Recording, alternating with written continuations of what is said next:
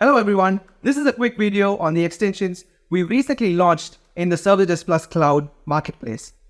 To explore our extensions, please navigate to marketplace.manageengine.com.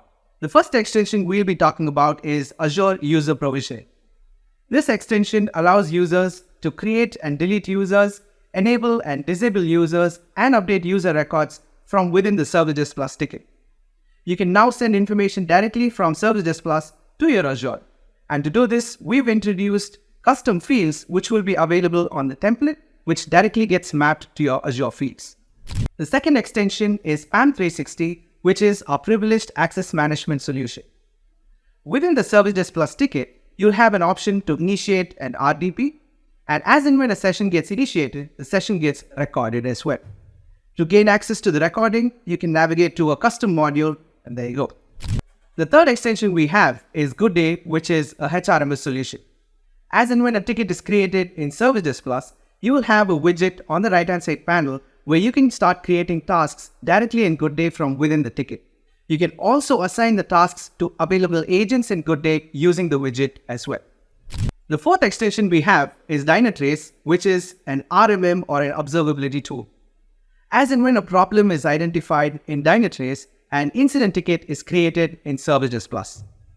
This extension can be accessed in the right-hand side panel of the ticket, through which comments can be added and statuses can be modified in Dynatrace. The fifth extension we have is Zapier, and using the Zapier extension, you can now create tickets, create changes, update requests, create announcements, and invoke API calls as well.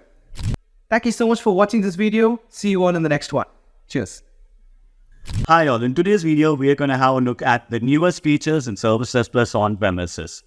In an organization, sometimes it is important to have an extra layer of security, especially for users with administrative privileges. ServiceDesk Plus, in addition to its already existing levels of security, also provide us with the option of two-factor authentication. Also, since all users in the organization may not necessarily require it, this allows us the option to provide it to users who do require it. Sometimes we'd already be working on other software and it would take us time to open the browser, go to the ServiceDesk Plus URL, log into the application, click on the request module and have a look at all of our requests. But right now, ServiceDesk Plus does give us the option to embed the home and request modules in external applications such as Microsoft Teams.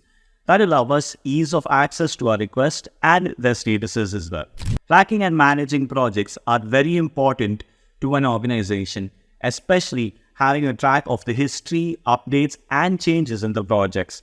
In ServiceDesk Plus, we will have a comprehensive view of the project history for all the projects based on components of a project such as their milestones, tasks, the user who had performed them, and other such components.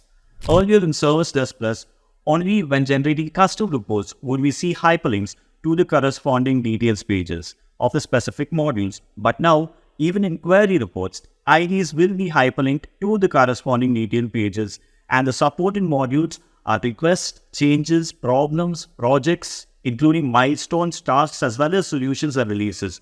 So virtually almost all the modules in the application are being covered here. Thank you for watching this video. Have a wonderful day. Bye.